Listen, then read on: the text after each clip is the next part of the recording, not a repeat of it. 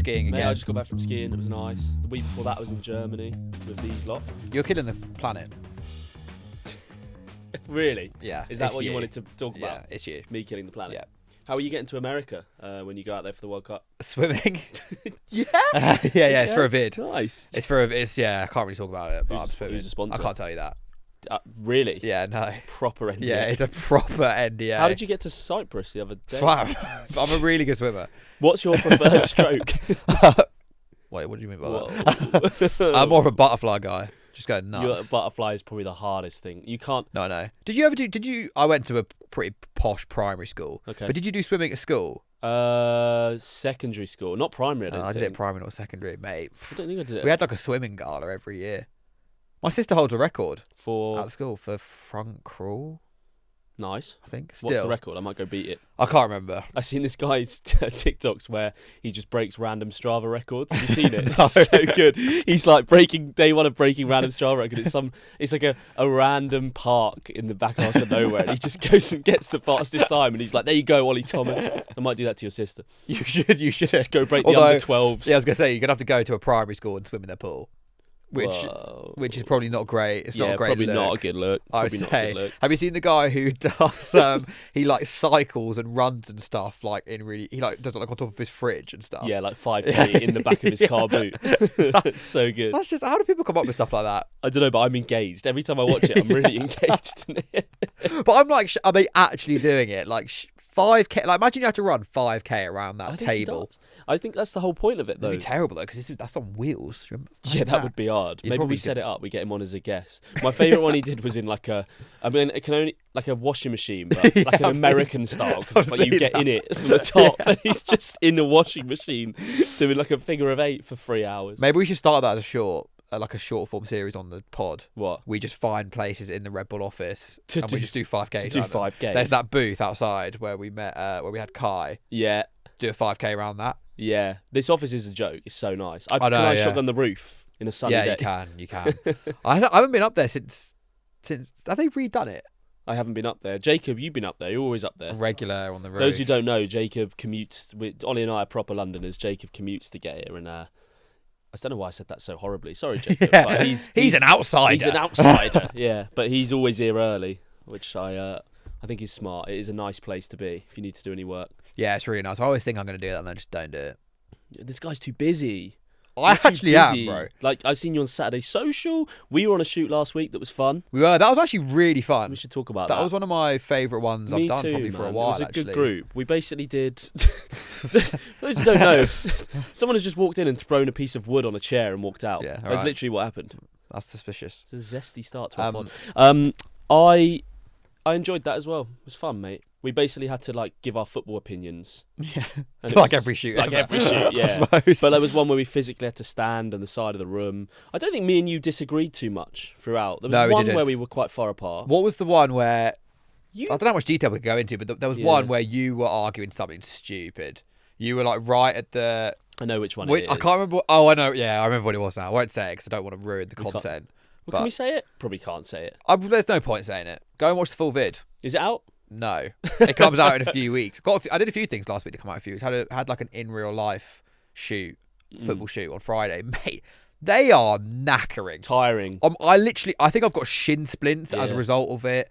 Like I could barely move on Saturday. When I was on Saturday Social, a lot of the comments were like, man, like Ollie's clearly ill. Like good on him for keeping going. I was like, I wasn't ill. I was just knackered. Really? From doing like 25,000 steps on a football pitch. It is tough. Like if you ever do a Chris MD shoot, which we basically met on. Yeah. I mean, they're long. You know what? Long. Shout out Chris MD's editors. Because on that day, because that's the only one I've ever done. On the day, I was like, mate, like the vibe was pretty low. Like it was a long day, and it was cold. Windy and cold. Yeah. And I was like, God, I don't even know how this is going to turn out. You watch it back, and you're like, this is incredible. Yeah, they are so good. But he's got a full team, hasn't he? Yeah, those guys are the goats. But also, like, I don't think all his shoots are like that. I think it's just sometimes. I mean, like we had last week's guest Ethan was on my sort of team for that. We were together for most of it, and I was just like, I don't feel senior enough on these shoots yet to make a decision like this, but I really want to put a coat on because what we had to do was wear our Fulham kits and like Palace kit for you and all that. Yeah. And then Ethan was just like, fuck this, I'm getting a coat. And I was like, well, if he's going to get a coat, I'm getting a thank coat God for because it was that. freezing. I think that one was also because there were so many people there who didn't know each other. It wasn't like the normal group where everyone knows each other. So I'm just trying to check something. Yeah, there we go. I just wanted to plug what I'm wearing, to be honest. It's actually really nice. Mate, I wanted to get the guy's name right. XG Collective. He's a Fulham fan who started a business basically making like vintage clothes. I'm sure he'd get you a Palace one if you wanted one. I would wear one. It's sick. You always like a jacket. You wore a nice jacket last week. I do like a jacket. But you wear a jacket inside. Yeah, but I am actually really hot. I just wanted to represent this. I might take it off in a minute. Mate, you plugged him, it's fine. It's sick. It is really cool. And he's a Fulham fan. He's Stogden's mate, actually. Oh. Weirdly. That is very random. Yeah, the guy messaged me. He messaged me, we get a lot of, we're businessmen, we're entrepreneurs, we get a lot of messages, and he messaged me asking me to like do it for a fee or whatever, and I was just like, I feel like a Fulham fan starting out a business, me being like, give me a fee. $1 grand. $5,000, and I'll wear it on the pod for 1 minute. But if genuinely, I just thought it was sick, I was like, I'm going to wear that. So, that is really cool. Shout out XG Collective on Instagram if you want to check him out. How much random stuff do you get asked to promote? So much. How many fake football shirt websites do you get asked to promote? Oh my God, 1 million. When I first non-stop. Probably not when I first started on YouTube, but like one of my early days, I used to plug this horrendously fake site, which I did disclose was fake. But some of them were good. They were good, man. You want to say that, bro. I know, but I had like a buy-in kit that I wore for like 3 years, and like nobody knew it was fake. And I was like, it's really good. But now I don't think I'd do anything fake. Yeah, it's a bit of a topic of contention. Is it? I think, yeah. Because, so the New England kits came out last week. Do you like them, first of all? Yeah, I quite like them. The away kit didn't red. look as good. I really like the colour and the vibe. I don't really like the neckline. No, that's what a few people have said. The home kit, I think, is really cool. But loads of people, especially on Twitter, were like, you don't need to spend 120 quid at Nike. Just buy it on DHgate for like 30 quid. It's like, don't do that. Isn't it also quite like controversial how they're made and the factories and not there's so human much rights and stuff around? It's like you're either like buying a stolen good or you're and there's lots of links to fake football shirt sites like funding crime, organised crime and stuff, or you're buying a shirt that's been made by like an incredibly exploited worker. Yeah, that is pretty dark. So it always annoys me when people promote that. Like, I get that it is like literally illegal, and like it's all over Twitter. I remember during the Euros last year there was one. Is it illegal? Yeah, they're illegal shirts. They're counterfeit goods. It's not illegal to buy one, but it's illegal to sell one. Right. Okay. I did loads of like videos about this in Euro 2024 because there was one fake shirt site that was on TikTok that was like really active. It was paying loads of creators to promote it, and I like called it out, and it started like commenting on all my videos and stuff, like properly like having a go at me. But then it's disappeared. Oh mate, I'm actually just trying to go through my head if I've ever worked with anyone recently on them. I actually didn't know though. I didn't know they were that bad. Yeah, they are pretty bad. Recently I found out, but I didn't know. I'm a pretty woke guy, so don't worry about it. Yeah, it's not good. But what else have you been doing? We haven't had a proper catch up. Mate, I haven't seen you apart from the Ethan episode. Yeah, but obviously on that shoot. I realised we never actually introed him. No. Which he doesn't need an intro, but my dad listens to this podcast and he will not know who that was. So for those who don't know who Ethan Bazinga is, he is a very well-known YouTuber. One of the best-known YouTubers in the UK. Yeah. Member of the Sidemen, biggest creator group.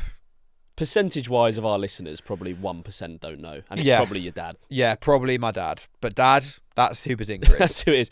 Could have texted your dad. No, well, he didn't actually ask who it was, so maybe he didn't listen. So, no, I'm watching out, bro. Anyway, so you were I was in Leipzig. Germany. I was in Leipzig with Red Bull. It was crazy. You can't fly directly to Leipzig, and it's like 2.5 hours away. So we had to fly. I went out there with like Manny, Awale, LDN Movements, and Dom Football as creators, and a few other lads out there. It was really, really good. Great trip. But the way out there, half the lads missed their flight. The connecting, we had to connect in Frankfurt just because biggest airport ever. It was ridiculous. I ran 2K in there on the way back. I think by square footage, it's the 4th biggest airport in Europe. Yeah. I looked this up when I went there. A few of the lads will be able to confirm. We were so worried about missing our transfer back because half the group missed it on the way there that we genuinely ran 2K. and I'd been out that night before, and it had been 4 days of, you said how tired you were filming one day. We were filming every day with players, with coaches, like really physical shoots, then going out in the evening to like events, then going to the game, like all amazing things. And I'm not saying like I'm not crying about it. It was the harder days you can have at work. But to then go out that night, celebrate the end of the trip, and then basically next morning have to run 2K through Frankfurt Airport with all your stuff. It was tough. That flight back was really tough, man. But yeah, crazy trip. Some good content coming out. I did the grip strength thing with a few of the players that I did with Adama Traore, and one of the lads beat him by like a considerable amount, which surprised me. What muscles does the grip strength? Forearm, I think. Yeah. But there's a lot of technique to that machine. Because I seen like Pedro Neto got like 60 kg. Is that more than, like, he got like 5 kg more than Adama. It's like, there's no way Pedro Neto's stronger arms. Yeah. But I guess it's a different... I did it for Reeve once, and I did quite well. Did you? On it, yeah. Yeah, it's a weird, like, I don't think it's a real reflection of strength. But the thing I'm so proud of from that Leipzig trip, right? We had to do a sprint session with the coach, and you run in this indoor gym, highest tech facilities you've ever seen, and you basically do a 30-meter dash, and it was like something they said they do for like trials or first team players. So I was obviously like, what's a good time? And I was like, give me some of the names that have played at Leipzig recently, Sesko and Kunku, and they were like 3.8, anything under 4, they were like, is elite of the elite. So 14 of us ran. You know where this is going. For God's sake. You know where this is going. You came last, I'm guessing, and you're really humble. 14 of us ran, and only one person there got under 4 seconds. Manny. It's not Manny. How fast did you do it? I think 33.9 or something. That is pretty impressive. It was pretty impressive. I actually surprised myself. Have you got footage of that? Yep. Documented? It's going to be its own short. My whole concept, the reason I was out there was basically creating like loads of different pieces of content and then one big YouTube video as well, based off of like a Sunday League player getting a Champions League trial. And then we literally had like proper coaching, everything. It's insane. That is mad. It was insane. Shout out Red Bull. Shout out Red Bull. That's probably the most exciting thing I've done this month. What about you? Mr. Saturday Social. Yeah, probably Saturday Social. The novelty of that just doesn't really wear off. Saw you doing the England team the other day. England squad. I'm really glad I got to do that because obviously I've been doing England stuff on YouTube and I'm trying to get that niche. Yeah. I'm trying to own it. How's it going? It's good. It's going well. I really enjoy talking about it. There's some good differences between doing England content and Palace content. Okay. Or Premier League content, I should say. I don't just do Palace. England, everyone has an opinion. Everyone. Absolutely everyone. And they will be wildly different. There was, in the comment section of the Saturday Social clip, there are 2 consecutive comments. First one, in like the most recent one, was like, yeah, you can tell English people don't watch La Liga. No one in Spain was surprised when Trent didn't get called up. He's not been that impressive this season. Next comment, leaving Trent out is an absolute disaster class. He's going to tear it up against Bayern Munich like just you watch. It's like everyone is like so opinionated, but there's no consensus. Yeah. And they'll wildly disagree. Also, I think a lot of people don't actually care about England. They care about their club's players playing for England. Do you see what I mean? Yeah, I was going to say. It feels like because when you pick a player to play, someone has to miss out. Yeah. And the player who misses out, their fans take it very personally. Yeah. So it's like, so you don't think Garner should go? Well, he's been the best midfielder in the Prem this season. I'm like, well, he has like just because I don't think he should go to the World Cup doesn't mean I don't think he's bad. I think he's great. I really like Garner. He also hasn't been the best midfielder in the Prem this season. There's just no nuance. Well, should we get to the main event of this section? Yeah. I don't know why you went with Garner when you could have gone with Bowen. Did you see Ben Bowman's TikTok on this?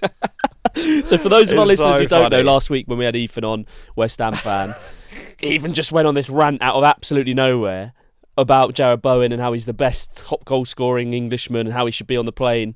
And Ollie, there were some rumours going around that you might have folded. I did. I bought it. And then, as I commented on Ben's TikTok, I'm a terrible people pleaser, and unfortunately, in that situation, I just completely melted. And this is the problem of doing England content as well. Is you can't please everyone. Your opinion's also going to change week by week a little bit. They do a little bit, yeah. But you obviously. But nothing happened between me folding. There was no notable events that made me change my mind. I didn't change my mind. I just melted. Ethan wants Jarrod Bowen on the plane. You basically don't. But when he was here, you were just like, Oh yeah, mate. Yeah, I agree. It's one of them where like if Bowen was in the squad, I wouldn't be like angry about that. One other cool thing that happened to me. So it's been a very busy few weeks, but I went to non-league day on Saturday at Haywards Heath, which was pretty cool. Nice. And Glenn Murray and Bobby Zamora were there. And I've shot a few times with Glenn Murray now, and he comes up to me and like, "Hey mate, how you doing?" Which is mental because like he was like 30 goals in the champ, got us promoted, and he like knows me That's now. sick. Yeah. And he gave me a lift back to Haywards Heath Station. So he is now the second former Palace striker who has given me a lift somewhere. Because Mark Bright gave me a lift back from East Croydon Station a few weeks ago. So from random. Gatwick. Yeah. So I'm building up a nice... If any other former Palace strikers want to give me a lift somewhere, I should make it a content series. I was going to say, these things come in threes in life. So True. Could be Mateta next. Well... Mate, wait for him to leave. That's still painful. That's still painful, Mateta. I saw you post a picture of Mateta on a shirt on your story from an event, and I was just like, well, you're going to give him an off-screen mention? the guy who posted it, he worked. So I got that shirt for free in Australia. A guy who works for like a big football shirt shop was like, he was like, come in. They like basically like wined and dined me in the football shop equivalent. So they gave me the shirt. He posted it. So I should really repost that. But just to be clear, Mateta hasn't followed you No, back. Mateta still doesn't follow me back. Not yet. I'm still waiting for some more Palace opportunities to come up and just so I can confront him face to face about it. Yeah. Imagine if I did that for a vid, that would actually be generational. You unfollowed me. I think it'd be good. If I went, why'd you unfollow me? What type of bloke is he? Would he take that well from your limited, obviously? I think he's a bit sensitive. Would he? Yeah. I don't think he would laugh at that. Really? No. Well, I don't know, because I guess him and Palace still have a bit of bad blood. I ideally need him to like score a few goals. He needs Everyone to come back loves and score a him. few, Yeah, which hopefully he will against Fiorentina. Yeah, I was going to say these shirts are lined up very well. When is that game? Quarterfinal, is it? The first leg's on the 9th. The 9th. Which is a Not week long. on Thursday. Are you going? I'm going home and away. I have beef with you. Fuck. I got a DM from somebody confirming this from our last pod. What? What have I done? Fiorentina play Crystal Palace, and I was like, oh, and you were like, have you ever been to Florence? I said, no, I've never been to Florence. Tuscany, though, I heard it's really nice. And you went, it's not in Tuscany. And somebody DM'd me and went, by the way, tell Ollie that Florence is in Tuscany. Can you fact check that? It's in Tuscany. Like, I fact checked it. I have a bit of a problem. I think a lot of people have a problem with this. I was talking to my girlfriend about this the other day. Sometimes people just say things, including me, and you don't actually know. Yeah, but as long as you say it with enough chest, you just back yourself. Jared Bowen should go to the World Cup. It's in Tuscany. It's in Tuscany. I thought Tuscany was a bit different part of Italy. But I was proper thinking about it. Don't basically, more of the story is don't just agree because someone sat next to you. That's what we've learned from our conversation over the last 5 minutes. That's the takeaway. Yeah, God, I had a bit of a mare on the Ethan pod, didn't I? Shit, not ideal. Anyway, let's go into the main part of the pod, which is obviously England. We're going to build our England nearly man team. The 11 players, I assume, that aren't going to go, that we think aren't going to go. There's a few like absolute nail-ons, and I think there's a few that we'll probably disagree on. There's a lot of fringe ones in mind. Let's start quickly, though. Obviously, you watched the game. You're Mr. England. What did you think? There wasn't really much. I mean, Uruguay were a bit of a piss take. Crunching everyone the whole time, like, grow up. What do you expect? I know. It's a friendly, though. Yeah. It's no such thing as a friendly, mate, in football. Ref, I mean, also a joke, but there wasn't really much to take from it, I didn't think. Because, like, it was a really disjointed team. I did think some players played well. I thought Maguire played quite well. I thought, obviously, Garner played really well. But, again, it's like, you can only learn so much about a player when they're playing in effectively England's, like, B or C team in one game. For sure. So when people are like, he has to go, it's like, well, he doesn't. Yeah. Well, I'm sure we'll get onto that later. So many players were missing. I seen Tuchel made a comment about it, being disappointed about the amount of dropouts. Really, yeah. Well, isn't there like... There's something crazy stat, like 14 Arsenal. Jacob, you might have to check this, but I think it's like 14 Arsenal players dropped out of international duty. I know. Which is not a coincidence. The thing is, I read that Fergie does this the whole time. And equally, like... Alex Ferguson or Black Eyed Peas? Black Eyed Peas. Sorry, she when she ran her seven-a-side team...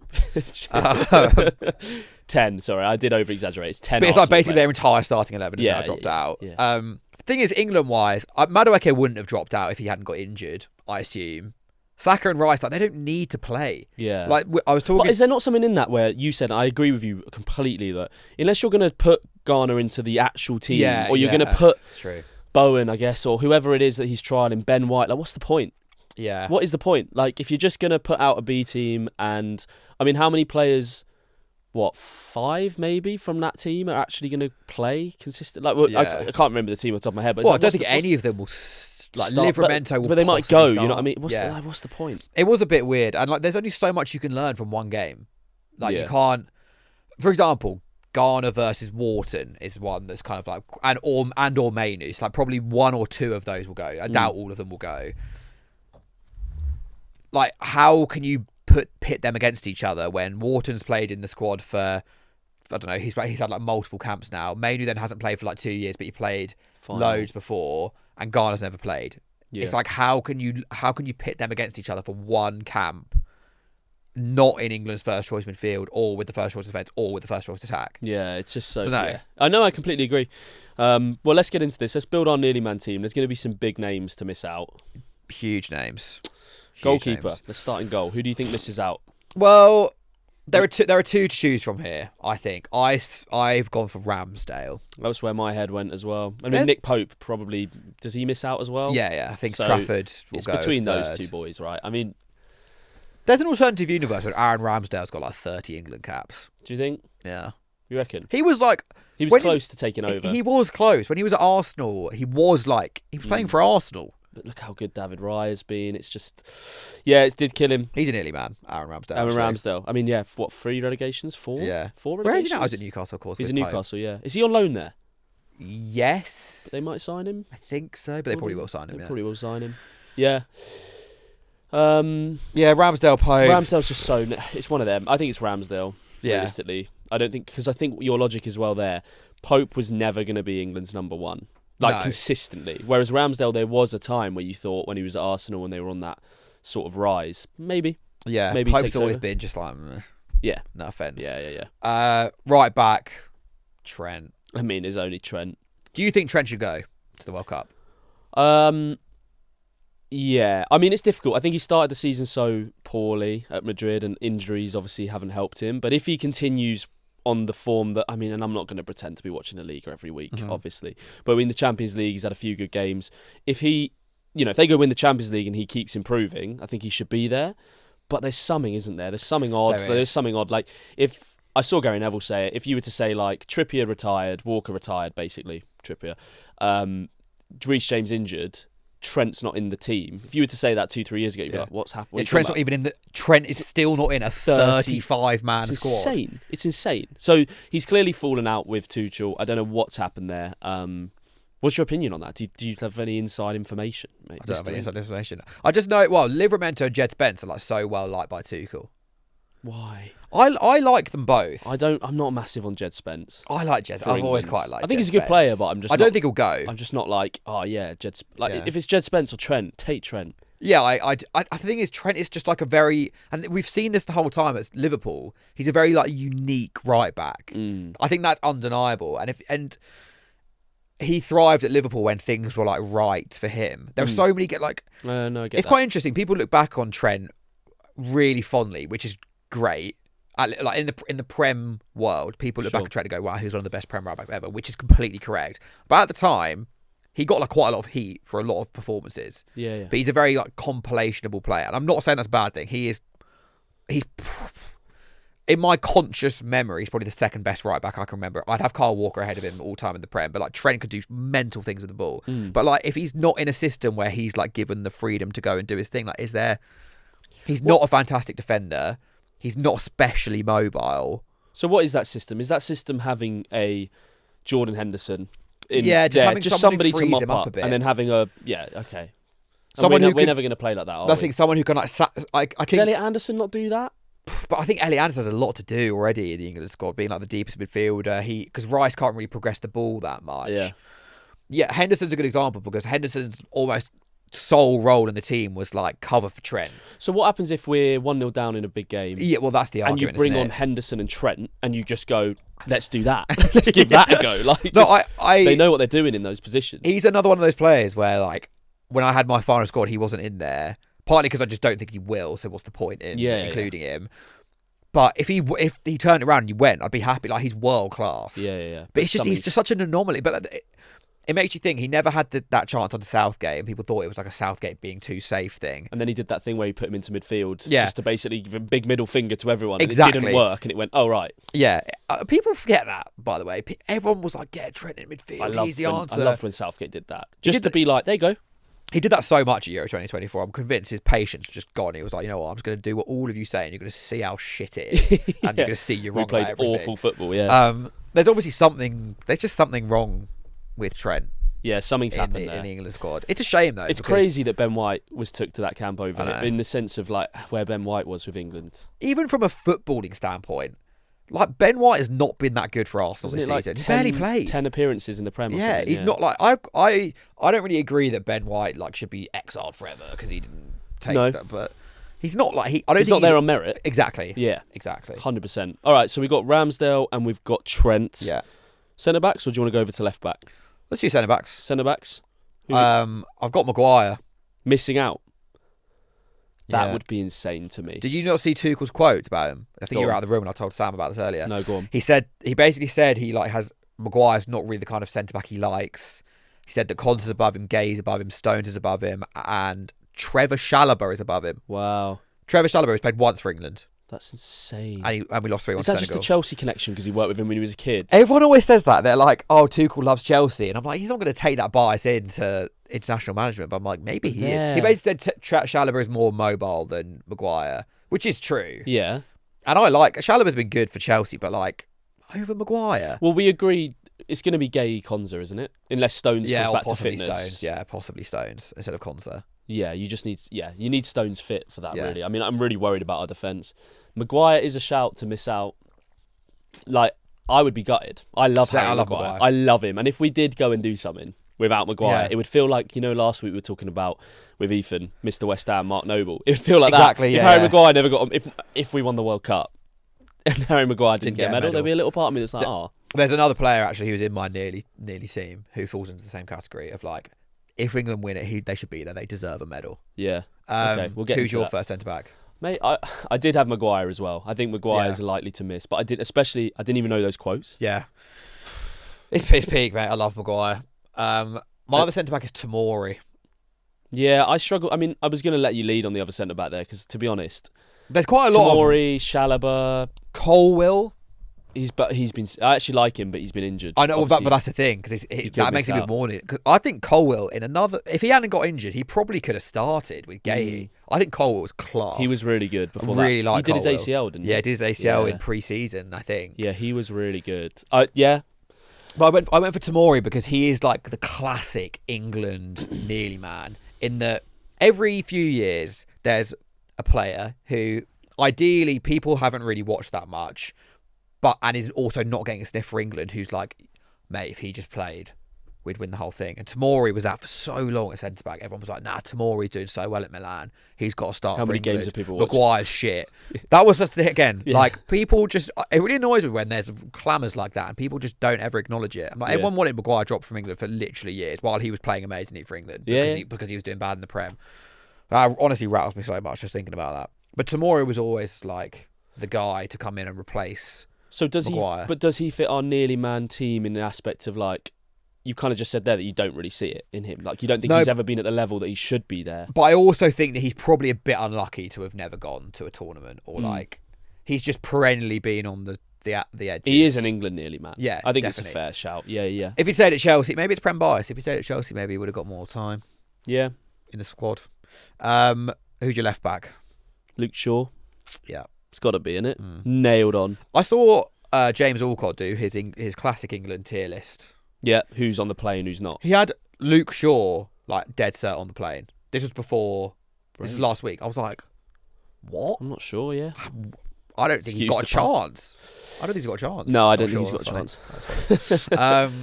He's always been good for England. It's the classic. He's always been good. Again, if he went, I'd be happy. I like Luke Shaw. Yeah, I mean, it's probably Lewis Hall. Yeah, or O'Reilly. But it's a shame. You just think... I saw you say this and I agreed so much. I downloaded your Saturday Social. I always call it Soccer Social. Saturday Social clip. And, like, O'Reilly doesn't really play left back. Like, he's such a good player and I want him to go, 100%. Yeah. But, like... He will go. He's not a left back. He's not scoring 2 goals from the 6-yard box in the final of the Carabao Cup. Like, he doesn't play left back. No, he doesn't. That's completely correct. People... If in a tournament, like... I don't know how that works. It's almost a system, isn't it? It's like Trent. I was about to say that. It's very similar to Trent. Like you just need a good old fashioned right and left back. What's your thoughts on Lewis Hall? Because I think he's brilliant. And like when I watched the Barcelona game a few weeks ago, I actually thought he had a really good game, and I thought locked Yamal only came off that when Yamal came off the wing because of him, and then started just messing around on Dan Burn in the middle. And it was like chaos. But poor guy. Then I saw the Sunderland Newcastle game, and I kind of thought that goal was his fault. Yeah, he defended the winner really badly. He just let, I can't remember who it was. Was it Enzo Lefebvre? Whoever ran to the it might have byline. been Lefebvre, yeah. And he just sort of stood there and gave him way more distance in between us now to put a ball in. You're like, mate, get to him. Like that sort of stuff worries me because that's like that derby atmosphere feels a little bit like that's what a quarterfinal of a World Cup times 20 would be. That can cost you. And it's such a micro example. I'm not saying that's. No, but it's a big. But I'm there like, I just would Ashley Cole let that cross come in? No, that's the thing with Lewis. So I think Lewis was class, but you're right. He kind of like. He's not played that much for England. It's the level. He's not been at that level where it's that intense. I wouldn't be surprised if Livramento starts left back for a lot of the World Cup. But, mate, Lewis Hall did lock up Yamal. He actually did. There was a few times where he stopped his one-on-ones. I was like, oh, okay. Yeah. I was watching that game as someone who doesn't watch that much Newcastle. I was watching that game and I was like, I'm actually using this as my own John's trial for Lewis Hall. Like this is we could play Spain in the quarterfinal of the World Cup, so let's see what you do. Like brilliant. It's actually a good point. For some reason I hadn't put 2-2 together. Like he could face him out of the World Cup. Yeah. God, I hope we don't play Spain. We're gonna have to play someone good. Have you seen like France's attack? Have you heard the song? I don't think the song's good. Oh mate, I heard it the other day and I was so buzzing. Today I feel French. But and the Brazilian one, they're all AI, you know. Are they? Yeah, I only found that out today and it ruined it for me. Nothing will ever be their World Cup 2018 song. Yeah, of course. Yeah, like, that was just a banger. I heard this one. It's just like, what's the start of it? It's going like Dembele, Shirky, Dembele, Shirky. I'm like, that's crap. No, it's not. It's not crap. It's not crap. I need to. If the listeners, please comment if you like the song or not. I like the song. I don't like it. How can you? We should make our own World Cup song for England. For England. I was thinking, I was listening to it with my girlfriend, and she was like, "Wow, okay." And I was like, "Can we imagine this for like England? Like Rice, Kane, Rice, Kane." It just doesn't work. It just doesn't. England are too nonchalant to do something like that. If anyone released a song like that, it would go down terribly. Yeah, it wouldn't land. It wouldn't land that well. Talking of English people just generally being quite miserable. I got really annoyed over the kit launch. A lot of people saying, "Oh, it's just another plain white England shirt. Nike have no imagination." Blah blah blah. For two reasons. Imagine Nike didn't do a plain white England shirt. Do you remember when they put that flag on the back of the shirt and there was like a national crisis over it? First of all, so don't try and pretend if you're an England fan that you want anything different because you don't. Yeah. Second of all, I saw people be like, "Oh, we should have had the Adidas, like the trefoil, similar to this." Yeah. What's the difference? Yeah. What's the difference between a white Nike English shirt, the current one, and a white Adidas England shirt that has the trefoil and the three stripes and it's white and blue and red? There's literally no difference. It's just got a different logo and some things on the sleeve. No, I agree. I like it. I really like the Nike kit. It's just because the Adidas kits are so liked generally that then everyone's being like, "Oh my god, like we're missing out." But it's like they are really nice, but they're all kind of copy and paste. They are. They're just the same template. They're the same thing. And that's fine. It's a lovely template, but like I just it's a lovely template, but they're all the same. It's just one of these kind of like NPC football opinions. Do you know what I mean? Yeah, it's a real NPC opinion. That. Yeah, I get you. Being like, I wish England had Adidas. Yeah, Danny Welbeck should start up front. More on that later. Just all tied into the same like. Right, let's get into it. We got Ramsdale, Maguire and Tomori, and then we're going Luke Shaw and Trent. It's a good team. Yeah, it's a good team. That would do pretty well. We need to at the end. Does this team beat the first team, or at least how far it would get? How far away would it be? Midfield, I've gone for 4-3-3. I've cheated a little bit in midfield and gone more attacking. Okay, you lead. This is all your. No, it's us. Plane. Come on, it's us, bro. Yeah, but I'm like the assistant here. I'm the assistant manager. You're the co-pilot. Yeah, I'm co-pilot here. I found out today that pilots... Sorry. Go on, what are you saying? No, I was going to talk about the Microsoft Companion app thing. We're not sponsored. You're sponsored. Shit. Wrong. Cut that, Jacob. Wrong strand. Cut that. Any AI is available. No, actually not. No, it's not. I found out today that pilots on long-haul flights have to eat different meals in case the meal's sabotaged. Really? So if they both get like food poisoning, you're fucked. That's actually good. Have you seen Airplane? The film Airplane? I think so, yeah. They're like really old like comedy. Yeah, I think so. I'm really bad with names of films. But it's like a really cheesy... You should watch it. If you haven't, it's like a classic comedy film full of just like really cheesy dad jokes. And the premise is that is both the pilots get food poisoning. Okay, yeah. One of the pilots is Kareem Abdul-Jabbar from the NBA. It's really weird film, but it's really funny. I had on the flight out last week, I had the weirdest landing ever. We landed in Italy and we like hit the tarmac so hard, people were like screaming. It actually hurt. Like my coccyx and my feet were like, ow. No apology from the pilot, so he just didn't care. And then on the way back, I probably had the most turbulence I've ever had. At one point where I was actually like my girlfriend like grabbed my arm and I was like, whoa. Yeah. Like the whole flight's like moving around. That's scary. It was bad. But anyway. I once watched Sully. Just film. Sorry to keep going on about plane-related films. Oh, is that with Tom Hanks? Yeah. Where he lands the plane on the Hudson. Yeah, that's good. I watched that on a plane. It was like one of the film options, and I was like, "Why the fuck am I watching this?" It was like because in the film there's turbulence, and I was there like taking my headphones off. Like, I feel a bit sick. Yeah. Okay, no, have we got turbulence? No turbulence. Yeah. So don't watch a film about a plane crash on a plane. Yeah, that is pretty intense. You'd think that's self-explanatory. I clearly didn't think it was. Back to the midfield. Who's going to play in midfield for England? I've gone James Garner to miss out as the 6. Yeah, I think it's fair. Based on what we said in the intro, I think it's really like it's not even a real. I feel sorry for him because he probably deserves a real shout, but it just doesn't feel like a real like test of his ability in this squad. It's not, and also again, I read too many comments. Clearly, I had a lot of Evertonians like annoyed that I left them at home, be like, yeah, well. I called Everton a mid-table-ish team. I would say that's a completely fair description of Everton. It's quite literally, yeah. They're like, we're literally pushing for the Champions League. I was like, okay. Whoa. Jacob, could you check quickly how far behind Everton are in the race for the top 5? I'm guessing it's a good few points. They're also like 2 weeks ago, they were like 11th. Unless City get that 60-point reduction and then Everton go unbeaten. I know. I was a bit like, oh. Yeah, but also, again, like... There is, unfortunately, when it comes to England football, having a good Prem season is not the only reason to get England called up. How far? 8 points off 4th, 3 points off 5th. Okay, fair enough. They are doing all right. 3 points off 5th. Congested. It's congested. Being good in the Prem, having good Prem numbers, is not the sole statistic or the sole reason to be in the England squad. Like, there's things beyond that. Otherwise, James Tarkowski would start a centre-back every tournament because he always has the most interceptions and clearances and headers. Yeah. Do you know what I mean? I completely get it, yeah. It just annoys me a bit. And I really like Garner, but he's not getting in that team over Anderson, Wharton as a backup for that. Rice can even do a job there if we were absolutely in crisis, right? Yeah. Like if Anderson and Wharton both did their ACLs in the first... you know what I mean? I hope that doesn't happen. You're not... Yeah, sorry for putting that out. You're not... You don't bring, like, a 4th option for that position in my head. It'd be completely fair to say that Garner has had a better season than someone like Wharton or Mainu. But overall, if you're just looking macro at football, you would say that Wharton and Mainu are better than James Garner. Just overall. Would that be a fair comment? Yeah. And I think people focus so much on form.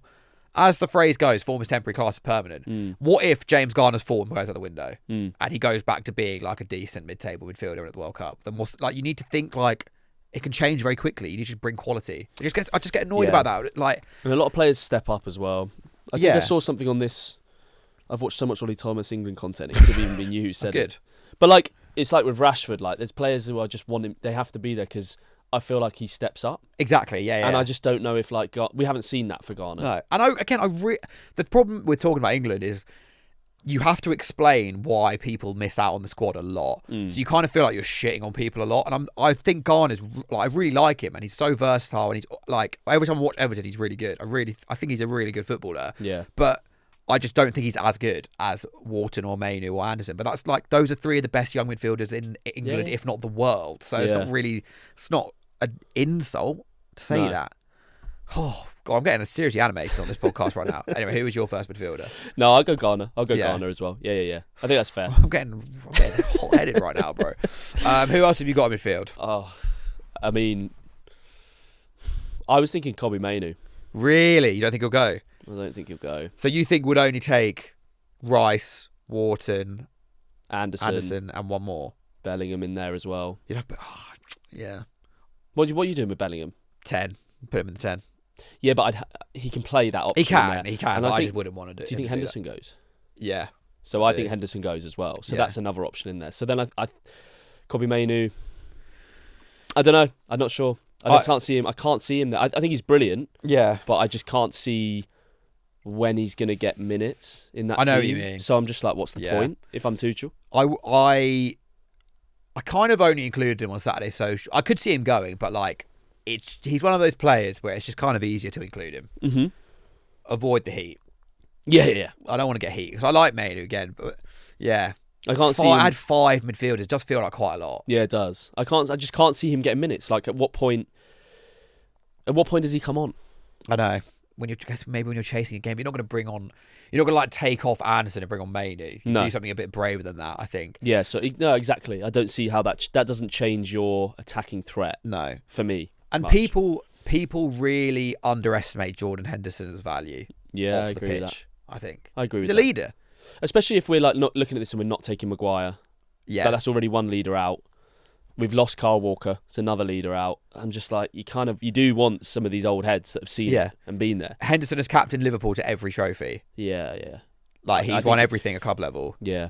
He's just And I hate when people are like, oh, just send him as a coach. Because it's like, well, okay, if he's a coach, he's not involved in any of the teams. Yeah, exactly. Like, I don't know if you've ever been in any work environment in your life when people say that, but it's kind of like, Yeah, it'd be another different. level. He'd be like your manager. So it's like, you can't then talk shit and then expect him to. You'd be like, you might be moaning with the boys, right? Oh, I'm not getting any minutes, or that training session was rubbish. And then Henderson walks in, you kind of go, yeah, it's different. because you're like, is he going to tell them? Like, Yeah. He's not a coach anyway. I know. So I think he definitely has a role in the team. And I think like Henderson comes on, even though I think Kobbie Mainoo's got obviously a massive future and he's a really good player, if we're like 2-0 up and coasting in the 75th minute of a game, you bring Henderson on just to like see it out. Yeah. Do you bring Kobbie Mainoo on? He's not going to cost, but Henderson's got that experience. I think, if you're losing, you take Anderson off and you bring on Palmer, or you bring on Eze and you move Bellingham back. Yeah. 10. I actually have a feeling we might have the same. Oh, maybe not. I'm going Foden. Yeah, I've got Foden in mind. I've got Gibbs White as my other midfielder, by the way. Gibbs White. But I'd happily include Mainoo. Mainoo is a better shout. Gibbs White. I don't think Gibbs White's that big of a miss out. Like, I think in terms of, I think he's a brilliant player. I had him, didn't I, in one of our previous pods as like a player that needs to step up. At the time of recording between January and the end of the season. He actually has. And I think he listened. He listened. But I just don't see him as that. I think it's just obvious he's not going in my head. Maybe that's just a bias. But. He's another person who I've just got. I get a lot of shit these days. But you're a Palace fan and you're beef with Forest. Like, for me, like in my circles, he's not even in the conversation. He's not in the conversation. Yeah, if you went, Gibbs White's going, you'd be like, what? I'd be like, well, really? Yeah, what, over Foden? Yeah. Like, I'd be like, really? Yeah. Or even over Mainoo. I'd be like, really? Like, yeah. So you've got Garner, Gibbs White, Foden. You've got Garner, Mainoo, Foden. I think Mainoo's a better shout for the overall. So and obviously Foden. Foden is just a fascinating use case for England. He started so well this season in the Prem. I know, he was quality. But like, isn't it like 4 goals in England in 4 50 goals appearances or 4. something? I not to call myself a trailblazer. I've been an OG Phil Foden doubter for England. What, Euro 2024, off the back of his player of the season, I was like, just don't see it for England. He's never played. Are you telling me England. you didn't get a blonde buzz cut There, in 2021? I didn't. You didn't do that? I didn't do that, to believe it or not. Was that 2020? 2021, yeah. The Gaza. Who was the player at Russia who everyone wanted to play? Grealish. When was Grealish's tour? You know, that was Euro 2021. So it was okay. Or Euro 2020. But Foden had the blonde hair. Yeah. Okay. Fun fact about Foden. So Foden is like he loves football.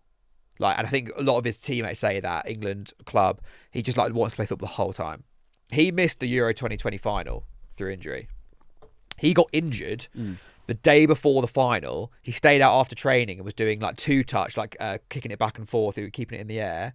I think it was with Grealish, and he injured himself doing that. What, he pulled a muscle and he missed the final. So, because I remember when the squad came out for the final, I was like, oh, no Foden. Like, it didn't really matter. He was never going to start. But I was like, oh, that's interesting. He's not even on the bench. That's crazy. Yeah, he got injured. How do you know that? I can't remember who told me that. Wow. That's got to be pretty gutting. I mean, he has won like 7 I know, Prems, but that's why I feel sorry for him, still. because I'm like, that's just class that he loves football that much. That he's willing to go. I've seen all the clips of him and Grealish doing kick-ups over the ball and stuff in the cam. But he just, so much of the time on Friday when he gets the ball like 25 yards out. Yeah. And I'm just like, just shoot. But he just has like, I don't know what it is. Just a block. There's just some sort of block there. And some people are like, well, Foden's just overrated. Foden technically is class. Like, you can't deny that Foden technically is unbelievable. But he just lacks something. And I think there's so much competition in the England squad in that 10 role. Like Bellingham, Palmer. We've even seen Arsenal start to put Saka in there. And that gives us an option. Like, you could put Saka in there if you needed to and put Madueke out on the right. Like, I just don't think it's even almost Gibbs White territory. Like, I'm actually almost in a position where, unless City go and win the league, and Foden's an integral part of that between now and the end of the season. If Foden was there, I'd be like, really? Yeah. That's a shock. It would be a shock. Almost Gibbs White territory, which is crazy because of the talent. I know. So talented. Think who he's up against. Like Bellingham will obviously go. Rodgers will obviously go. Yeah. Even if he's been poor for Villa recently, he's been so good for England. So good for England. Palmer will obviously go. Mm. And I think Eze will go ahead of him. Eze will go, definitely, yeah. Because he can play on the left as well, and he's got that more like match-winningness. And I always remember the March to May Eze thing you said, and he does look good. I think that cup final looks different if he played. Yeah, exactly. So he has to go. Yeah, I think Foden's the obvious miss out, mate. Yeah, poor Phil. It's just weird. Right wing. Just checking Ethan's not here anywhere. Let's set the record straight right now. I like Jared Bowen. I think he's a good footballer, but West Ham legend. I don't think he is as good as Saka or Madueke. That's fair. I think that's a fair statement. Therefore, I don't see value in bringing him to the World Cup. Do you not think he can come off the bench and change the game? Not really. You just don't think that's his role because like how he plays at West Ham? Yeah, it's just different. It's just a different... Yeah. It's different. Like, just because you do it for one team doesn't mean you can do it for another. How often do you see that at club level? Like, a player's really good in one system at one club and then moves and then it just doesn't work. That happens the whole time. But people just disregard that for England. Unfortunately, Bowen has not really done anything for England. He scored 1 goal in like 20 games. Why do you think this is... It feels like such a... And I'm sure some of our like international listeners will be able to comment on their teams because I couldn't tell you. But it feels like such an English thing that we have like players that are integral to their clubs.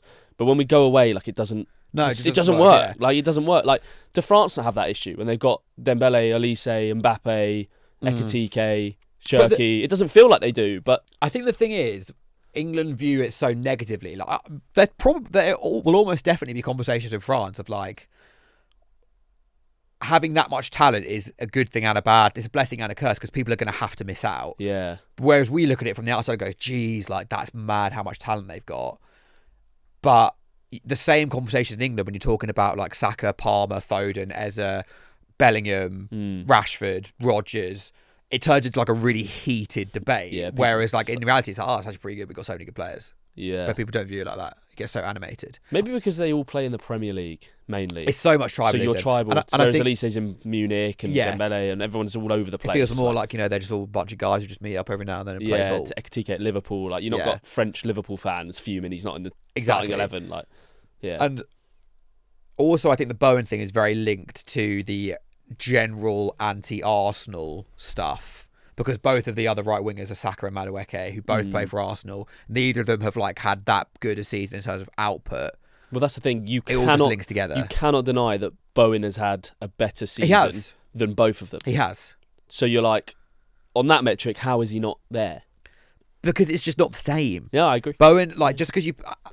As you know, as someone who plays a lot of football, just because you play in the same position as someone doesn't mean you do the same thing as them. Yeah, look at like Salah and Elise. Yeah, they technically play in the same position. They are completely different players. And you could like, not to the same level. They're two extreme ends of the spectrum. But like Bowen is more like Salah, I think. Yeah. And Saka is more like Elise. And like Saka gets involved way more and does way more things. Fully. But Bowen's numbers will look good at the end of the season. And because he's a really good finisher and I completely get that. But he's not like running. Mate, it's like the I could rant about this for an hour. It's like the Salah Neymar stuff. Yes. Gary Neville was like, you can't deny that Salah is a better player than Neymar. And you're like, you can. What are you watching? And then he said about output. And I've seen the stats that Neymar's got higher output. And then they go, yeah, but it's not the Prem. And you're like, oh, my God. Like, yeah, because Neymar would have struggled in the Prem. Like, realistically. Yeah. How would Neymar play against Fulham and Palace?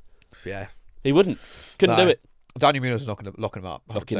Locking him up. Yeah. Also, like the eye test thing is a good point as well, because with both of them, I feel like you watch Saka and he just very rarely makes the wrong decision. I very rarely watch him be like, oh, what's he trying to do there? You can see every time, like he just has got such a good brain. But something's definitely off of him. I think he's injured. Something's off of him. He just don't look right. I think that's the thing. I think it's like a physical thing rather than an ability thing. He doesn't look right. I was doing a video the other day and stats-wise, Saka actually his underlying numbers are something. Oh, they're amazing, yeah. What do you mean? His chances created. But I think a lot of that is set pieces is the only thing. I think his set piece numbers do juice him. But Bowen's got more goals than him. Yeah. Yeah. But we spoke about it off camera. It's like Bowen is almost like the end like it's kind of at West Ham. Maybe West Ham fans are going to get on me for this, but They it feels will. a bit They like 100% will. But it's like get the ball to Bowen. Like Bowen will dig us out. Bowen's our man. That's never going to be the case when you've got Harry Kane and Bellingham on the left of him. Like we're not going to be looking for Bowen. So no, then I know. his entire like output will change. Yeah. That's not what he does. It's like, and that's the thing. Saka is such an elite facilitator of other people around him, and I feel like that's really maximised at Arsenal. I saw a fail comp. I'm going to use that in inverted commas of him against City. Saka against City in the League Cup final, and he didn't have a good game. Not saying he had a good game, but I watched it back and I was like, he doesn't really do anything wrong. Yeah, he's trying to do the right things, but it's like it'll get blocked or he'll get tapped. Like he's not being an idiot at any point. It just hasn't worked for him for whatever reason. Sure. Like, and I think Madueke he's just like an old fashioned winger. Madueke annoys me a bit actually, like the discourse around him, because people look back on wingers from like 10 years ago and they're like, oh, there's no wingers like that anymore. Like who just relentlessly try and go at their man over it. Matt is literally Madueke. Yeah, he does have but because he loses the ball a bit, which every winger like that used to. I watched it so much at Palace in Zaha and Balassi. Like you watch compilations back and they look amazing, but they did lose the ball a lot. Yeah. You're going to lose the ball a bit. But Madueke will cause any left back in the world problems. Because he's rapid and he's a good dribbler. Yeah, I agree. I agree. I'd rather have Madueke off the bench than Bowen. Definitely. 100%. So Jared Bowen is our right winger to miss out. Sorry. Left wing is quite difficult. It is because there's basically like 5 in the whole country that could even have I can't be that far off. I've got to be in the top like 1,000. It's like so clearly Gordon and Rashford as the two best left wingers, and it's like not even. We don't. I don't even. Who's the big name? I put forward maybe just from a general nearly man standpoint. I'm not saying he should be in the squad. He shouldn't be in the squad. Sancho. Fine. As again, it's pretty mad to think his trajectory that he's ended up as someone who just is not anywhere near the conversation. Yeah, but I mean, was he ever that good? Like I watched the Bundesliga game, my first ever one. It was insane. Like, but Hoffenheim were 3rd, playing against Leipzig, who were 5th, and I was watching the space, and I know it's so. I'm definitely speaking with no experience. I don't watch the Bundesliga all the time or anything, but I was watching it. I was like, Diamonde was on left wing, the Ivory Coast 19-year-old, and he looked like Mbappe because he was just so much room for him. And I was like, oh god, we were like saying like, no wonder Sancho just tore it up. If that's a common theme in the Bundesliga, and I just think, was he ever that good? He came to the Prem and he never did anything. Has he ever been that good for England? He's all right. No, he lacks pace. Yeah, he lacks that like what Madueke has. Yeah, exactly. And so if you don't have that, well, you better be like De Bruyne-esque cutting in or something, but he doesn't have that. So you're like, what does he have? Like, I don't know. He costs like 80 mil. 80 something, yeah, crazy. So I'd propose him on the left, but it's a stretch. I literally don't know who else is going to miss it. Like, who else? The top left wingers on here are like Jeremy Gittins, Jack Grealish. Grealish is injured. I mean, Grealish... Possibly Grealish, but... If Grealish was back from his injury now and continued the form that he showed at the start of the season for Everton, then I'd put him in. But I just think he's going to miss the whole season, isn't he? He's not back till like Grealish is probably a late better April. shout. But he's again, it's not mental. He's missing out. I would rather go Grealish over Sancho Let's because do I just Grealish. think Sancho's so Grealish has got mid. Grealish's start at Everton was like, I again really like Grealish, and he should have gone to Euro 2024. I'll die on that hill. He definitely should have gone. His start at Everton was like low key pretty overrated. Like he's got injured and Everton have not struggled. Do you think? Yeah, because everyone loves Grealish. Everyone was really rooting for him. I remember when we played Everton at I nearly called it Goodison at the Hill Dickey a few months ago in like whenever it was September. He scored the winner in inverted commas, which was Daniel Munoz clearing the ball into him and it went in. And Grealish got man of the match. And in his post-match interview, he was like, "I was not the best player on the pitch today." Who was it who had a really good game and Grealish dedicated it to someone? He said Wharton was the best player on the pitch. Yeah. God, look at Ollie setting me up to talk about Wharton. Who was it again? Oh, yeah, it was Adam Wharton. Also, generational from us, by the way. We must be close to 45 minutes into a pod, and I've not heard FA Cup. I've not heard it, Jacob. He's not said it, has he? Do you know I genuinely watched the highlights this morning? Yeah, I'm not surprised, mate. It's a day of the week ending in Y. I'm not surprised. But I just realised had this epiphany moment. I know. You haven't mentioned it. I haven't. You mentioned it. But you still managed to goad me into talking about Wharton. Yeah, obviously. There's got to be some sort of Palace reference in every single podcast. No, but I do remember Grealish saying that. Yeah. We'll go Grealish on the left then. He was... I don't know if it's fair to say he was overrated. I think I get what you mean. There was this big push to see the shackles off and to see him freed from this like Pep dungeon of what did Ethan call it? Oh no, they was talking about Arteta, wasn't he? Like lighting candles. Yeah, and stuff. The Antichrist. The Antichrist Arteta. So maybe not fair to put that on Pep. But yeah, I mean, Grealish is Jacob. I like that shout. Grealish is a better shout. Agreed. Up front. There's actually a few options here. Okay, the options are Calvert-Lewin, Welbeck. Is that it? Watkins. Oh yeah, Watkins. I can't believe Watkins might not go. How that Netherlands goal, man. That Netherlands goal. I think Watkins is really good. Did he get the assist to Palmer in the final? No, did you tell me Bellingham that? did. What was the stat you told me? Oh no, Palmer assisted Watkins against Netherlands. Yeah. Ignore me. But yeah, the Ollie Watkins fall off, man. Considering how well Villa have been like playing and stuff. He has been shit for them this year though, like really shit. But Do you know what Ollie Watkins needed? What? To move? John Duran. That competition up there. When he was there, that's when they were like... I know. That was you need that competition. Time. That shows you need that in a Premier League squad, I think. Yeah. I'm completely like guessing. Villa fans will probably be able to tell me I'm wrong. But it just looks like he's like comfortable there, right? I think him who's not the competition for him up front? I think him not getting a move like last year when he was going to go in Jan to Arsenal. Or apparently, like Villa claimed that Arsenal bid for him, but apparently Villa offered him to them or something. If Ollie Watkins had gone to Arsenal instead of Gyökeres, would he have more goals? Than Gyökeres? It's a tough question. Would he be better than Victor Gyökeres as well overall for them? I'd say better I would say better overall. But there is, first of all, Gyökeres has actually got quite a lot of goals. Yeah, he started to bag. Also, there is a weird... Is it weird? Possibly not weird. There is a like a trend. What's the word when two things align with each other? Coincidence? No. My brain. Jacob, we're gonna have to Google this. It's like when two things trend at the same time in the same direction and go back down. What's the word? It's going to really annoy me. There is a no? Jacob's just not even sure. What the hell? What are you talking about? When two things, like Florence basically when Tuscany, Arsenal, when Arsenal win games, Ollie Thomas meltdowns on this pod every week. I'm crashing out multiple times on this pod. When Arsenal. What is the word on the tip of my tongue? When Gyökeres plays, Arsenal tend to win. Yeah. And when he comes off, they tend to concede. Yeah. What is the word? Surely it's just...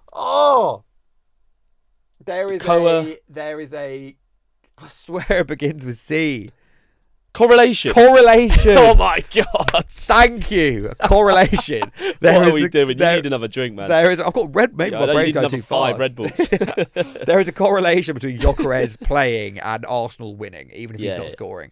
Yeah, I know what you mean. So I don't think Watkins. I don't know if Watkins probably would have done better overall though. Gyökeres hasn't been great. Yeah. So it's Watkins, Welbeck, or Calvert-Lewin who misses out, right?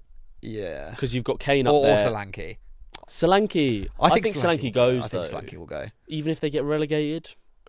Mad. Oh, they're going to get De Zerbi. De Zerbi on a 5-year deal. I saw Ben Bowman not happy about that. He's not great. De Zerbi either comes in and like kicks them up the arse and they start to do all right, or it just fucking explodes. I mean, it's going to be box office whatever happens.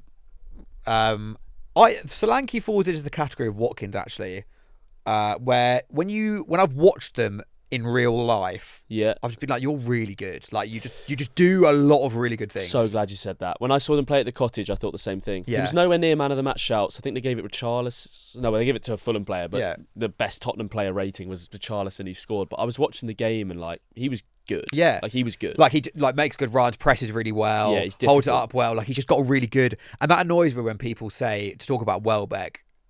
Like I've watched Welbeck in the flesh a lot of times. Yeah. And he has never, ever impressed me to the level that Watkins or Solanke has. And yes, he might score more goals, but Solanke and Watkins just do so much more. But what do we need in a tournament is a big question. Yeah, here. it's true. That's true. We've got Kane, who we know basically kind of plays as like a number 10. Like he wants to get on the ball. He wants to spray passes out to wingers. So we need Gordon out there. We need Saka out there.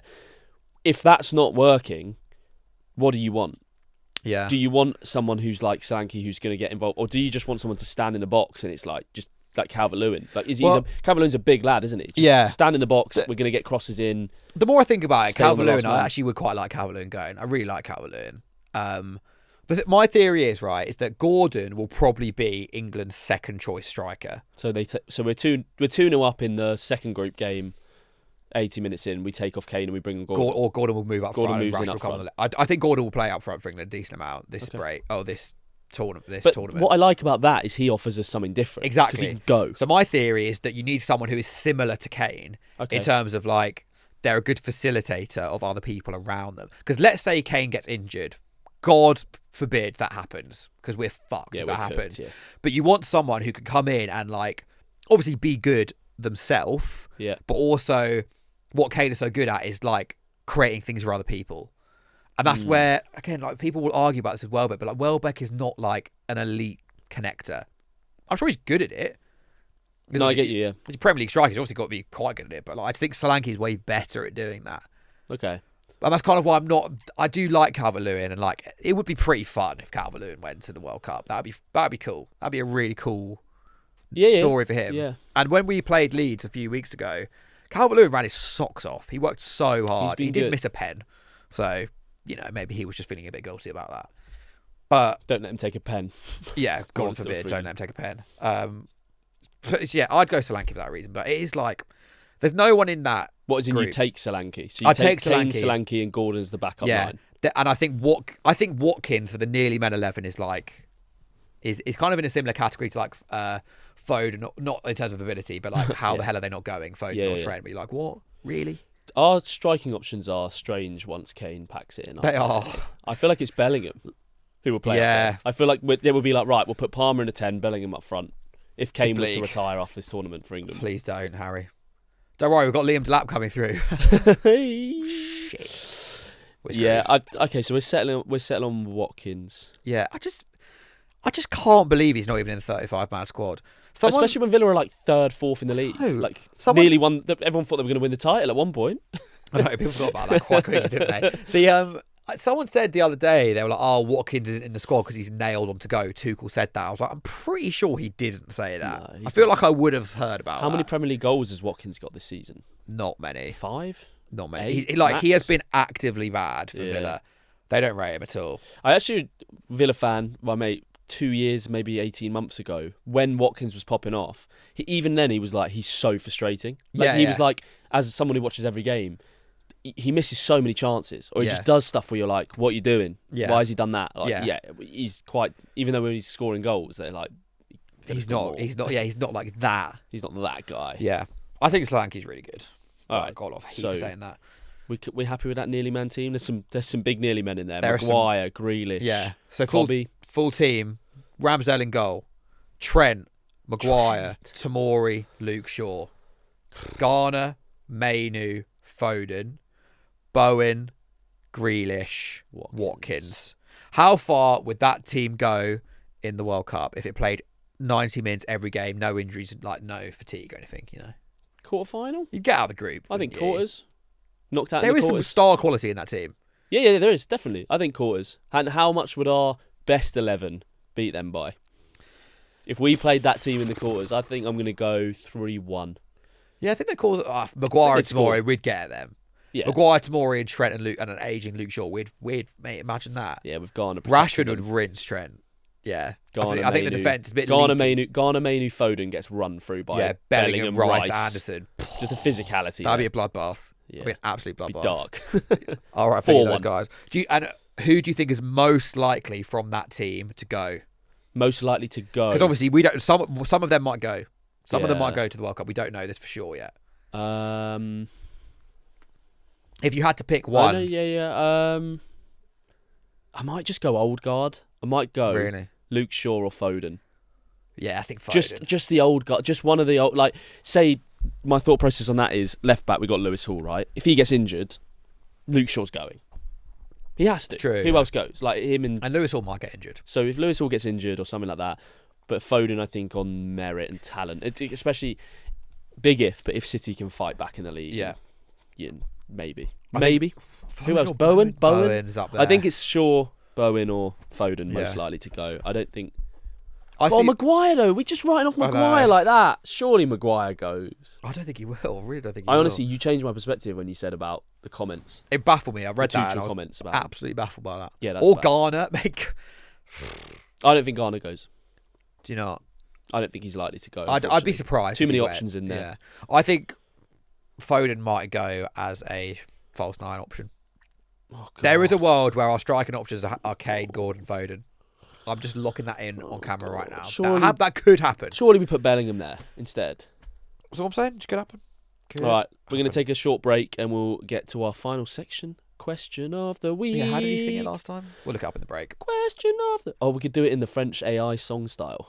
Question of the week. Oh, I love it. Great, let's do that. This episode is sponsored by Hill Coaching Company. Feeling stuck, bored, or quietly running on empty? Oliver Hill is a UK-based business coach guiding leaders, founders, and entrepreneurs to intentional happiness, wealth, and legacy. The work is direct and challenging. Honest conversations exposing the self-sabotage and breaking down the comfort zones that no longer serve you. The result? Clearer decisions, stronger relationships, genuine happiness, and success that feels enjoyable. Find out more at hillcoachingcompany.co.uk. Dembele, shirt! Sorry. No, AI. AI. Slop. Jacob did send over a football-related question, but I'm ignoring that and going for the non-football-related question underneath it. Okay. Top 3 favourite foods. Now, I'm looking for, like, food items. I don't want a meal here. Items. Things you could, like, buy as one item in a supermarket. Parmesan cheese. Really? That's quite random. Mate, how is that random? When I was in Italy, they had a packet. Oh, we get it. You go to Italy. Of blocks of Parmesan. Do you not call it Parmigiano Reggiano? Parmigiano. Parmigiano, as I call it. They have blocks of it that were like cut, and I don't know why it would taste so much better than normal Parmesan. What do you mean blocks? Like of it literal, that were like blocks, like tiny blocks of it, and you could buy it in a packet that was probably inflated 3 times the price of just buying a one solid block. Yeah, but it was just the better, novelty of it. It was better. Okay, what else? Parmesan, steak. You can't beat a good fillet. Good fillet. Yeah. And what would be my third favourite? A Bounty. What? I just knew that would get him. You know what? Like, I'm not going to sit here. I'm Bounty. not going to slate you for that because each to their own. I love it. I just knew that would rage you. No, it doesn't. I'm not one of these people who's going to sit there and rage about that. Everyone has their own weird things about them. That's yours. To be honest, if we can get like Simon or Toby on the podcast next week, you might agree easy. with that. You might be like, Bounty's unreal. Blow up Bounty. So I love Bounty. But those are actually my 3 favourite foods as well. I wouldn't change anything. I feel like having 3. How can you pick 3? Like, it's hard. I could give you 30. Well, no, that wasn't the question. It was 3. 3. Parmesan's definitely in, and then like a steak. And then I think the third one, like Bounty's. I like that. That's good variety. Could be anything. It could be anything. The third one. I think that's fine. I think that's Red Bull. Yeah, sorry, not including the Red Bull Spring Edition, Cherry, whatever it's called, Cherry Sakura. What would your other flavours are available? Yeah. What would your favourite free foods be, Ollie? Number 1, chicken. Oh, what do you mean? I love chicken. No, chicken's actually a bit overrated. No, it isn't. Yeah, it is. What kind of? I would rather overrated. Do you know what I was thinking for my third would have been like some sort of white fish. Yeah, salmon. That's not white fish, but I love salmon. Yeah, but chicken fish, is like white fish, is so much more clear flavour than chicken. Chicken will just taste the same. No, that's just what. Chicken tastes the same. What? Chicken is so versatile. I'm having chicken tonight for my dinner. Give me 5 ways to cook to have chicken served to you, different ways. I'll tell you right now. Literally yesterday, I air fried like Vietnamese style chicken to go with quinoa salad. No. Chicken thigh. No. What do you mean no? Because this is sauce. You're putting sauce on. Okay, well, but what kind of question? What do you mean? Like, okay, how is it like chicken without sauce just tastes the same? But that's the same with literally every food ever. What kind of comment is that? Oh yeah, we might be cooked. Is it? Food pun. Yes. Yeah. But chicken's just boring. Like chicken's like you eat chicken for the macros. I love healthy chicken. gains. Chicken's so nice. I love chicken. I probably eat chicken more than any other food in the world. Well, that's like vanilla ice cream or something. I would have chicken. All right, fucking steak. I would have steaks chicken. like. But then like chicken. I do have quite a basic palate. Yeah. I really like meat and fish, but I don't want to. I'll try and limit. I love salmon. I love tin tuna. I love tin tuna. Tin fish. You put me onto tin fish last week. Tin. fish. I want to go to the tin fish. I told you about the tin fish market. It was closed. So I tried to go last week. Gutted. Absolutely gutted. Tin tunas are kind of like a part of my personality, not gonna lie. Yeah, I always eat tin tuna. Had it last night. It's healthy. It's easy to eat. You could put it in so many different things. You can put it with anything and it will work. Anchovies better though.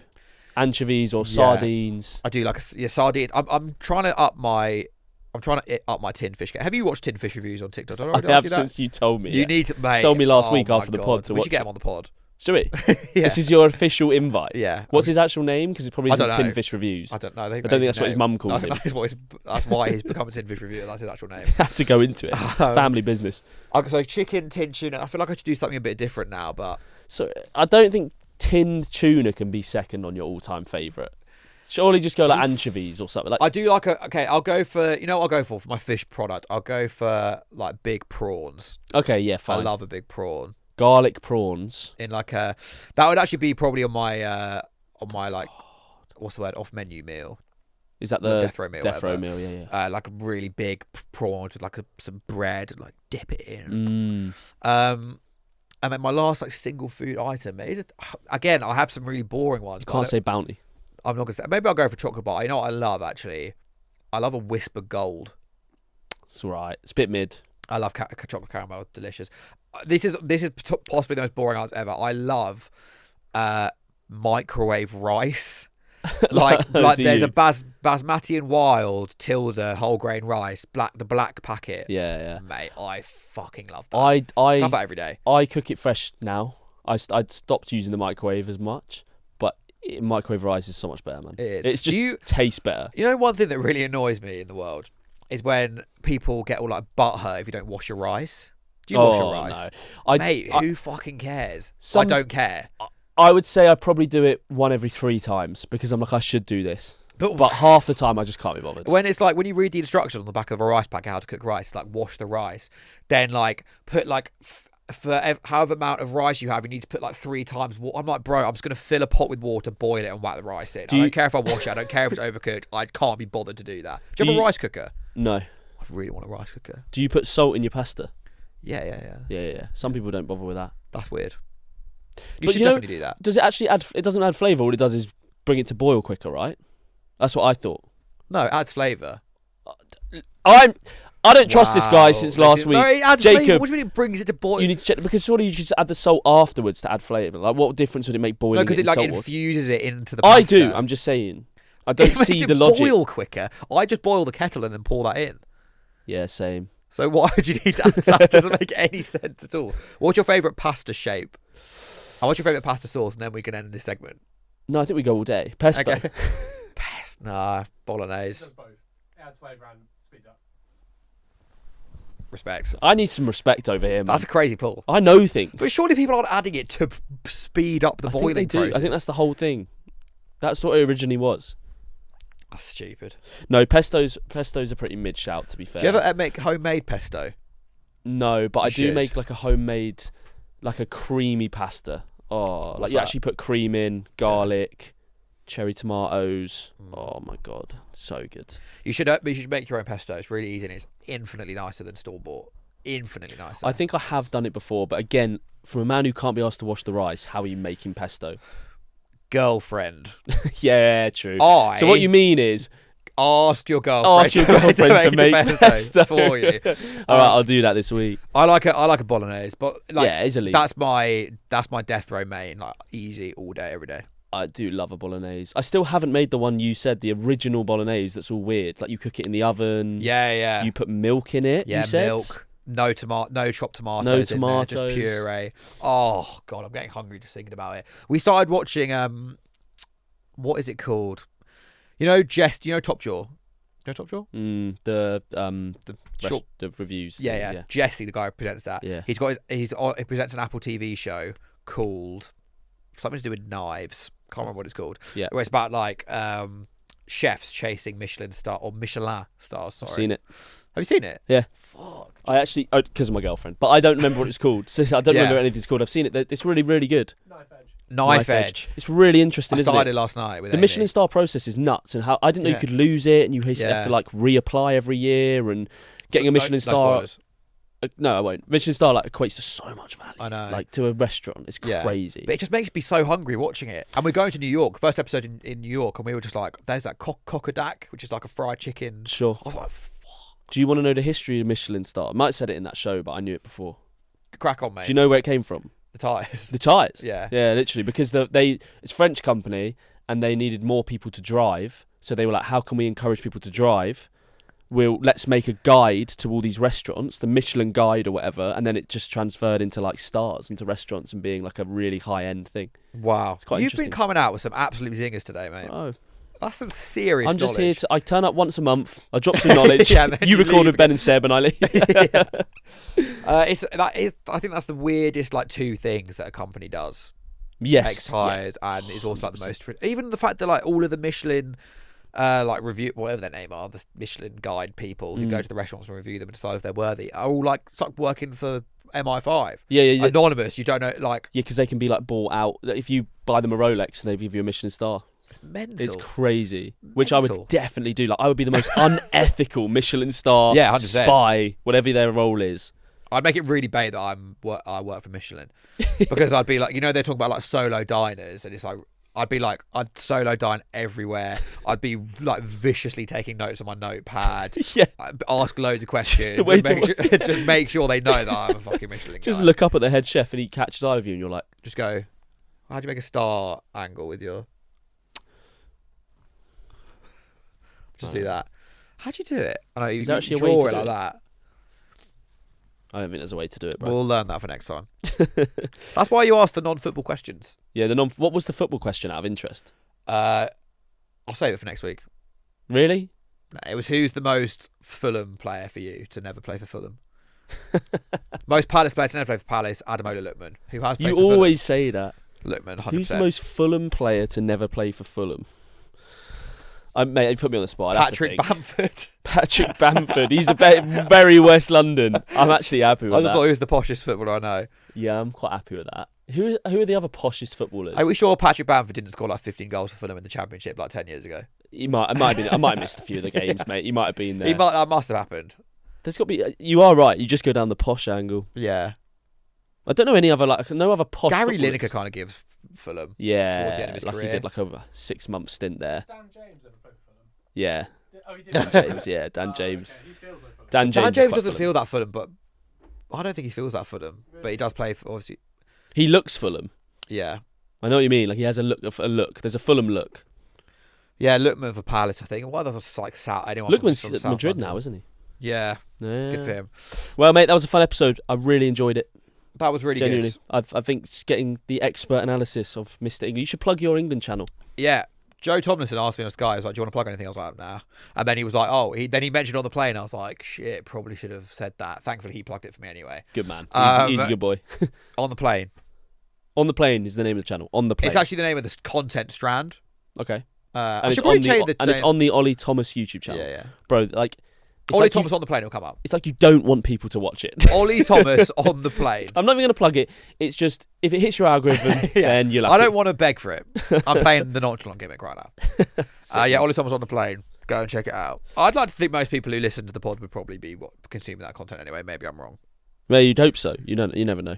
Yeah, snakes everywhere. Your dad doesn't even know Ethan's name, so people might not even know who you are. Do you want to plug yourself? Yeah, I'm Ollie Thomas and I'm an Arsenal... wait, what? Whoa! We got our clip for the week. That was a joke, to be clear. Jacob, I'm going to need that clipped up. At what point do we stop asking people to rate us 5 stars and whatnot? We're close to 100 ratings, I think, right? Follow on Spotify. Follow on Spotify. How close are we to 100 ratings? Let's have a look. We were on 88 the last time I checked. But that was ages ago. Get to 100. Keep following. It does us a massive favour if you enjoy. We'll be back next Tuesday. Every Tuesday we drop our episodes. Every Tuesday, April Fool's Day. He's the biggest fool in Manchester. Do you remember that? Yeah, I do. Okay, yeah. Sorry, Tuesday. Anyway, is his name Tate? Andrew Tate. Andrew Tate. Yeah. Fortunate name. He had a career swivel after that clip. Anyway, thanks for listening, everyone. Bye. Bye.